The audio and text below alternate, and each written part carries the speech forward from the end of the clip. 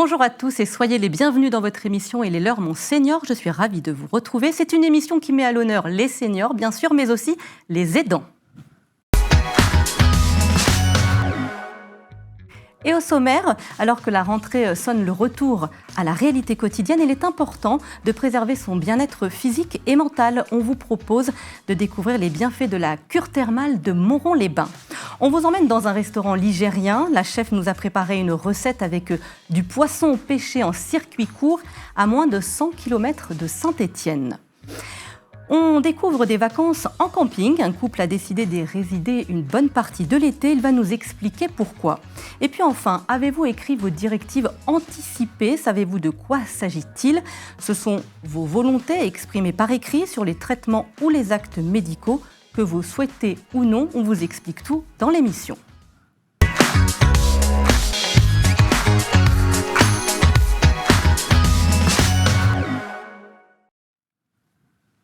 La rentrée a sonné, je le disais en introduction, c'est donc le retour à la réalité quotidienne. Et pour se détendre un petit peu, je vous emmène tout d'abord direction Moron-les-Bains, seule station thermale de la Loire, naturellement riche en minéraux. L'eau est reconnue pour ses bienfaits thérapeutiques. Chaque année, ce sont près de 2000 curistes qui s'y rendent.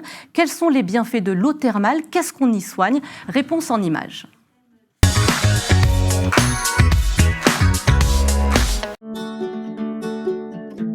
Les eaux de Moron datent de l'époque de 1881, à l'époque où Francis Lor cherchait à étendre le bassin minier de Saint-Étienne et est venu sur Moron-les-Bains et a trouvé donc une source d'eau chaude, naturellement chaude, avec l'évacuation d'un geyser de 35 mètres de haut. Depuis, donc, on a évolué, donc, on travaille sur 3 différents forages qui sont entre 200 et 300 mètres de profondeur. Et l'eau sort naturellement entre 25 et 26 degrés. Nous la réchauffons pour les soins entre 32 et 33 degrés. Elle est de nature digestive et sédative, donc elle est autant appliquée pour les affections rhumatologiques que pour les affections digestives. C'est la 7e fois que je pars en cure. Moron-les-Bains, c'est la première fois. On habite à 70 km de Moron. Ça me permet le week-end de rentrer. Alors moi, ce que je recherche, c'est... Je regarde aussi la composition de l'eau. Parce que je trouve qu'il y a des eaux qui sont différentes d'un terme à l'autre. Il y en a qui sont plus soufrées. Alors par exemple, Moron-les-Bains, c'est les eaux qui sont très soufrées. Et pour tout ce qui est rhumatologie, le soufre est bénéfique. Alors on est à l'accueil. Ici, les curistes arrivent et ils sont reçus ici par les filles. Ensuite, ils arrivent ici, ils récupèrent leur matériel, leurs serviettes et ensuite ils vont au vestiaire.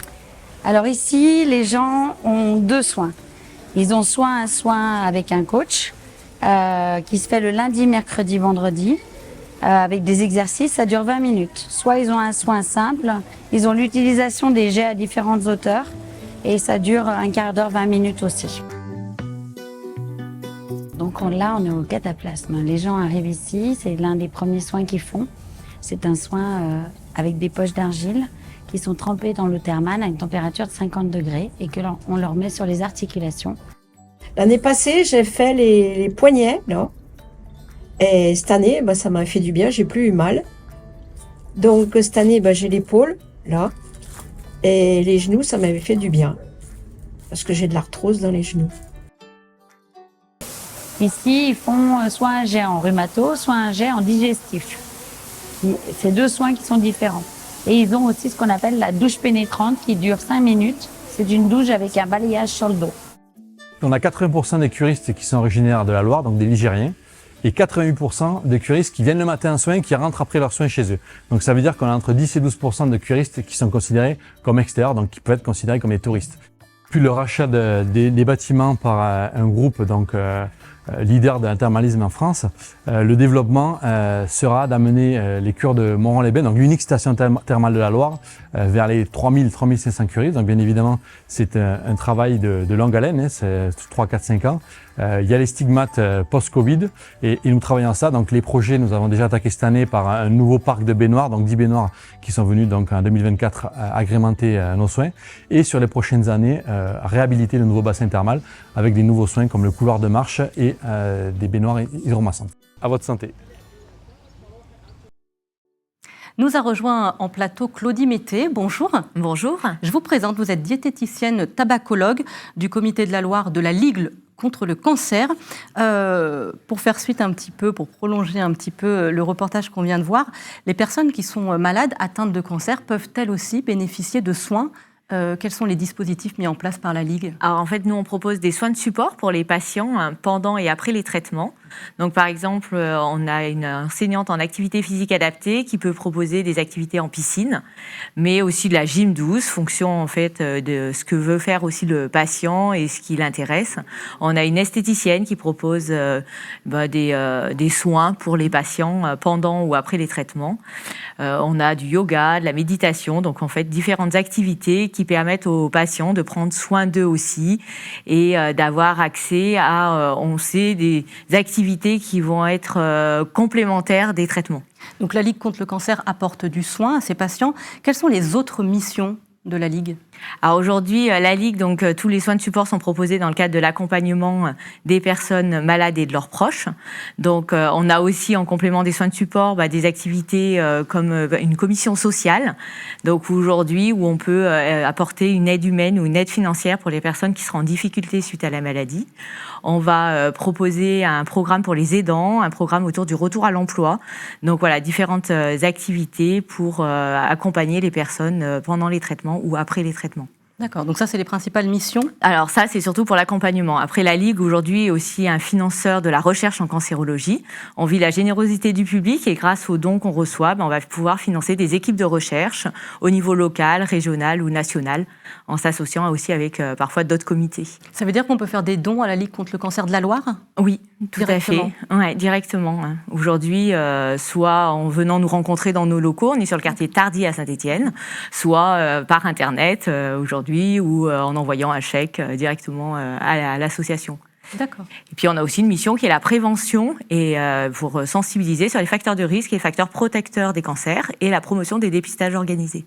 Donc aujourd'hui, on va intervenir auprès de tout public, de la maternelle jusqu'au post-bac, pour les adultes en entreprise, le grand public, dans diverses associations, en fonction des partenariats, et on va sensibiliser les personnes au niveau des comportements. Qu'est-ce que je peux modifier, puisqu'aujourd'hui, 40% des cancers sont liés à nos comportements et ça pourrait être évité. Notamment le tabac, vous êtes tabacologue, Claudie. Voilà, c'est vrai que le tabac est le premier facteur de risque de cancer et aujourd'hui, on peut qu'encourager les personnes à arrêter de fumer et souvent, un accompagnement peut aider dans cette démarche qui est parfois difficile puisque le tabac reste une addiction. Claudie Mété, vous êtes tabacologue, mais vous êtes aussi diététicienne. Vous allez nous donner quelques idées d'un plat équilibré, mais d'abord, on va regarder en image une recette de la chef Mégane Fulchiron de la table des Remparts, c'est à Saint-Just-Saint-Rambert. Elle nous a concocté un plat facile à préparer, c'est à base de poisson sauvage, pêché à moins de 100 km de Saint-Étienne, dans le département voisin, en Haute-Loire.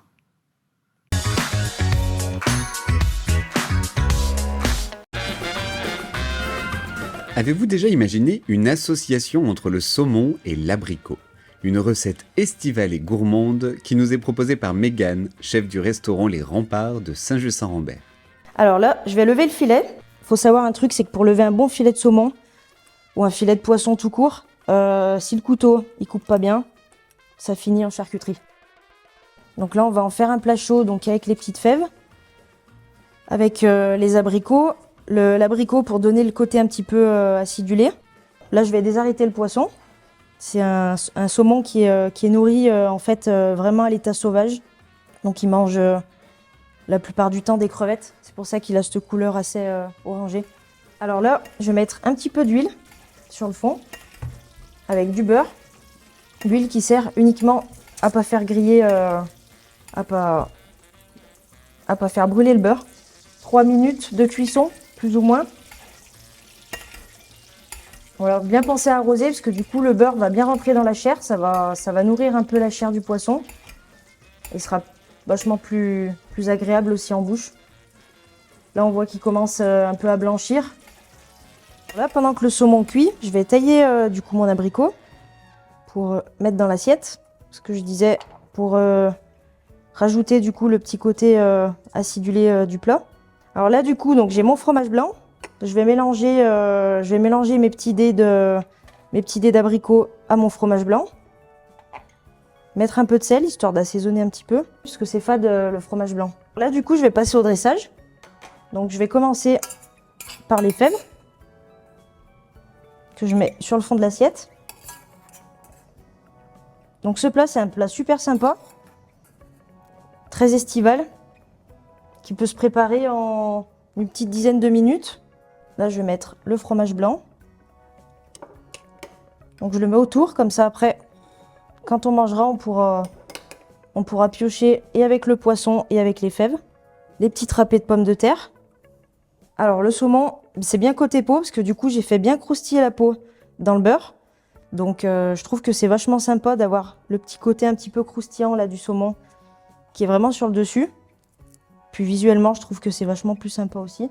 En bouche, donc il y a le petit côté un peu gourmand des râpés de pommes de terre. Il y a la petite gourmandise aussi et la fraîcheur du fromage blanc. Et l'acidité de l'abricot. Et bien sûr le saumon avec la petite peau croustillante sur le dessus qui fait qu'il y a plusieurs jeux de texture. Et ben, je vous souhaite à tous un très bon appétit. Claudie Mété, c'est à vous maintenant de nous donner une petite idée d'un repas équilibré. Vous qui êtes diététicienne, je rappelle, et tabacologue. Donc c'est vrai qu'aujourd'hui, quand on parle équilibre alimentaire, souvent on se dit qu'il faut faire une entrée, un plat, un fromage, un dessert. En fait, c'est pas forcément obligatoire. On s'aperçoit que ce qui est important, c'est que les féculents, les fruits et légumes soient présents au cours du repas, qu'on retrouve aussi un peu de viande, poisson ou œuf, comme là on a vu, un morceau de poisson frais, très bien, et après un produit laitier. Donc après, je peux faire une association. Je pourrais faire dans mon assiette, accompagné de mon petit morceau de poisson, une petite galette dans laquelle je vais mettre de la quinoa, par exemple, avec des lentilles corail, des carottes râpées, et ou ici il nous reste des courgettes. La courgette râpée, c'est très bon aussi avec. Je vais faire 2 œufs en plus, et après je vais les faire cuire comme les petites râpées de pommes de terre qu'on fait souvent. Mais au moins il y aura un légume, un féculent dans mes galettes. Et après, en dessert, je vais manger un yaourt, un laitage ou un morceau de fromage. Et je terminerai, par exemple, par une pomme au four, puisque c'est de nouveau la saison des pommes. Et là, c'est un repas équilibré. Le repas est équilibré. Merci Claudie pour ce petit instant gastronomie. On va parler de dépistage. Le dépistage, c'est important, il faut peut-être le rappeler auprès des femmes, mais aussi des hommes. On s'arrête d'abord sur les femmes. À partir de quel âge, jusqu'à quel âge on se fait dépister? Alors aujourd'hui, par rapport au cancer, on propose 2 dépistages organisés pour les femmes de 50 à 74 ans. Où quand on parle de dépistage organisé, c'est qu'elles vont recevoir une lettre d'invitation à la maison. Et notamment pour le dépistage du cancer du sein, avec le courrier que je reçois, je vais pouvoir aller passer ma mammographie. Donc c'est vrai que le courrier sert d'ordonnance. En fait, je vais après prendre rendez-vous dans le centre de radiologie que je veux, donc le plus proche de chez moi. J'amène mon courrier et finalement, aujourd'hui, on va me proposer une mammographie. On conseille de faire une mammographie tous les 2 ans. Donc ça veut dire que 2 ans plus tard, je recevrai un nouveau courrier. Sachant qu'avec le dépistage organisé, les mammographies ne sont pas rendues à la femme après qu'elle ait passé sa mammographie. Elles vont être envoyées au centre de coordination régionale des dépistages, où un médecin agréé va re-regarder toutes les mammographies. Donc l'avantage, c'est qu'il y a une double lecture des mammographies. Et donc après, je reçois par contre un deuxième résultat. Donc ça, c'est le cancer chez les femmes. Pour le dépistage du cancer du sein. Et pour les hommes sein. aussi, c'est important Et pour les hommes, c'est aussi important, parce qu'en plus, aujourd'hui, c'est vrai qu'on a le dépistage du cancer du côlon. Donc il concerne aussi les femmes. C'est pour ça qu'elles reçoivent 2 courriers. Mais les hommes vont le recevoir pour le côlon. Et on le reçoit aussi entre 50 et 74 ans. Donc avec le courrier, cette fois, je peux aller chez mon médecin traitant et il me remettra une enveloppe bleue qui contiendra le kit, puisqu'après le test est un test de prélèvement au niveau des selles que je vais faire à domicile. Donc chacun fait le test chez soi. Donc pour une fois, c'est un test qui fait pas mal. Il n'y a pas de douleur. Ouais.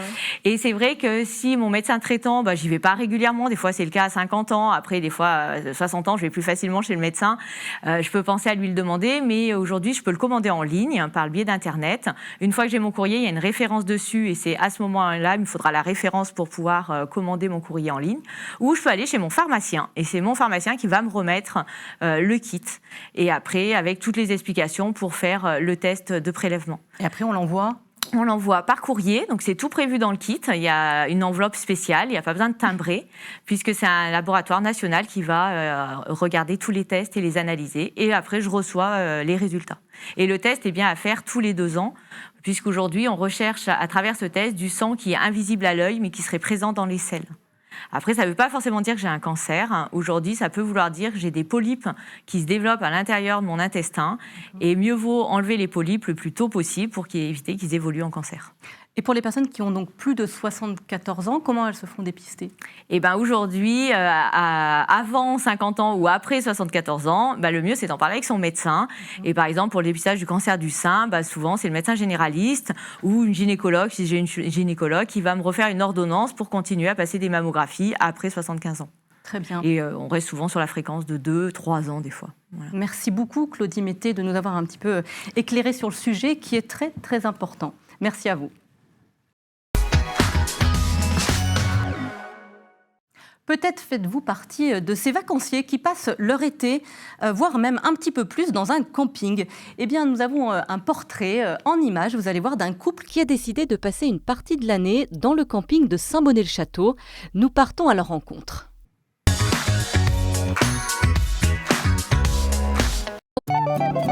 Et il y a le concours de boules. Ouais. Mais tu le fais pas. Si. Non. Non. Non. Tu n'auras pas le temps. Non, j'aurais pas le temps. Et si vous passiez 5 mois de l'année dans un mobil-home au beau milieu d'un camping? C'est le mode de vie qu'ont fait Martine et Christian Fournier. Jeunes retraités, ils ont acheté en 2012 ce logement, aujourd'hui niché sur le terrain de ce camping ligérien à Saint-Bonnet-le-Château. On l'a fait venir sur le camping en demandant bien sûr aux propriétaires si c'était possible. Ils nous avaient dit pas de problème. On a choisi notre emplacement et mon mari donc l'a mis en place. Donc voilà, on est propriétaire de ce mobil-home. Martine et Christian vivent dans leur résidence principale à Suril-Comtal. C'est à partir du mois de mai jusqu'à fin septembre qu'ils s'installent pendant 5 mois sur leur emplacement qu'ils louent à l'année aux propriétaires du camping. Un mode de vie qui leur convient parfaitement. Quand nous travaillions, il faisait très chaud dans la plaine et comme c'était à proximité donc, de la maison, on arrivait à monter le soir même et redescendre le matin pour aller travailler. C'est la proximité, c'est pas loin, on peut monter, on y est vite. Et voilà, c'est ce qu'on recherchait un petit peu aussi. Le principal, c'est qu'il fait moins chaud.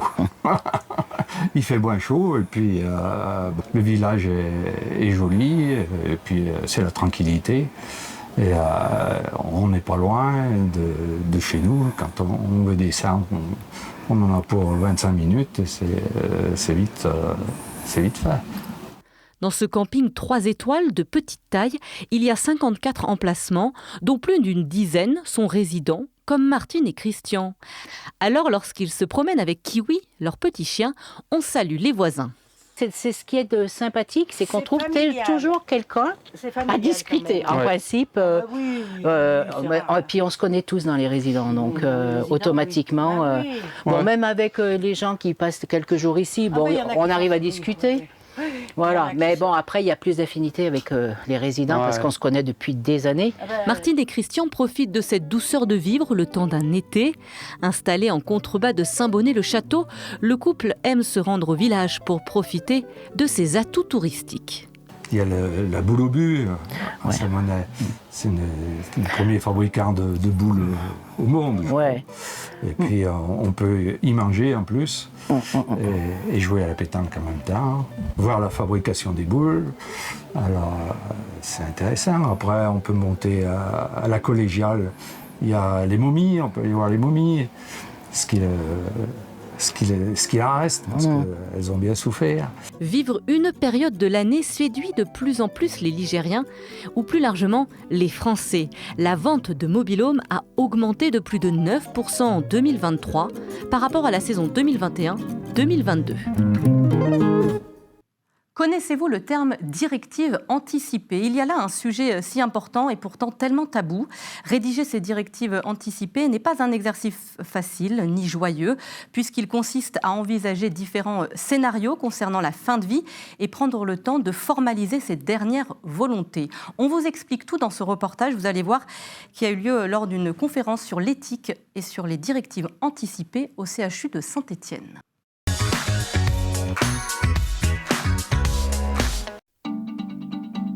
Pour développer ce sujet, nous commencerons par une conférence du professeur Hirsch qui a répondu donc à notre sollicitation. Son expertise, notamment dans le domaine de l'éthique, nous permettra de mieux comprendre tous les enjeux en la matière autour des directives anticipées. Moment d'échange au sujet des directives anticipées lors d'une conférence organisée par la filière gérontologique du CHU de Saint-Étienne. Ce qui est intéressant, c'est qu'on voit que le premier mot qui est au milieu, qui revient certainement le plus souvent, c'est le mot choix. Je trouve que ça illustre bien certainement ce qui va découler des discussions qu'on va avoir aujourd'hui. Qu'appelle-t-on directive anticipée? Est-on obligé de se prononcer? Où les écrire? À qui les confier? Autant de questions abordées entre professionnels de la santé du bassin stéphanois. Les directives anticipées, c'est finalement quelle décision je voudrais prendre en cas de situation complexe. Si demain je fais un accident vasculaire cérébral, si demain je fais un infarctus, si demain j'ai un cancer, comment j'aimerais qu'on m'accompagne dans cette maladie. C'est difficile parce qu'on est en bonne santé et c'est se projeter sur un moment de notre vie où on ne sera peut-être pas en bonne santé. C'est aussi pour ça qu'elles ne sont pas obligatoires, puisque on peut être aussi en incapacité de les donner. Exprimer par avance sa volonté de poursuivre, limiter, arrêter ou refuser des traitements ou actes médicaux permet au corps médical et à ses proches de connaître les dernières volontés sur les soins en fin de vie. C'est tellement important de donner ces directives anticipées quand on est en capacité de le faire, bien entendu. Et à l'entrée de l'EHPAD, nous, c'est très important parce que ça nous permet de réagir en fonction des désirata de chacun et ça permet aussi de soulager la famille quand il y a des décisions difficiles à prendre. Ne pas en discuter, c'est mettre aussi son entourage en difficulté parce qu'ils vont devoir donner des avis, ils vont être, eux, mobilisés par le corps médical, par les professionnels, sur des questions d'importance. Toute personne majeure peut, si elle le souhaite, rédiger ces directives anticipées. Il y a un document qui est fait par la HAS qu'on peut télécharger qui nous guide, mais c'est un document qui est très administratif. On peut aussi les rédiger sur une feuille. On peut en parler avec son médecin, on peut en parler avec sa famille, on peut dire où on les a rangés et on peut même les mettre sur son dossier médical partagé qui est maintenant disponible pour chaque Français. À tout moment, on peut annuler ou modifier les directives anticipées. Les Français plébiscitent le droit à mourir dignement, mais nous serions seulement 16 à 17% de la population à avoir rédigé nos directives anticipées. À présent, c'est l'heure de vos idées sorties. Je vous propose de regarder l'agenda.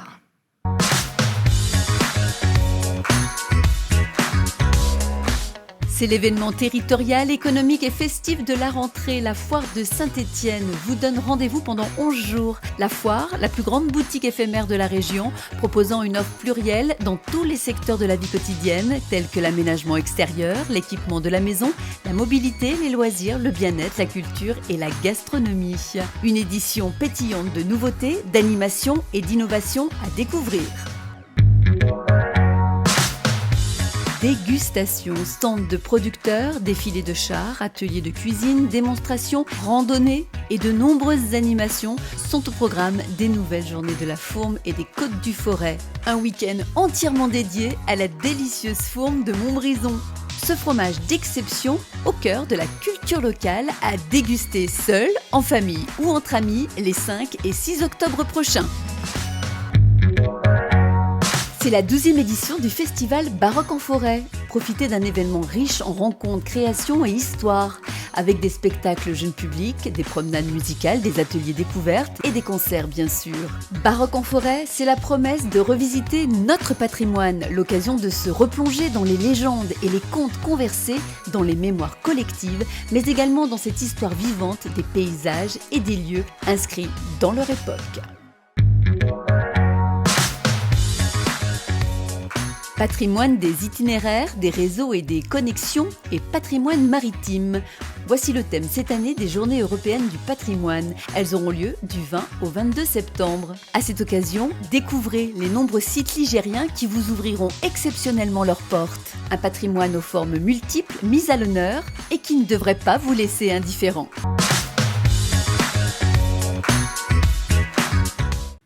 Merci à tous de nous avoir suivis. Je vous dis à très bientôt pour un prochain numéro d'Il est l'heure, mon Senior.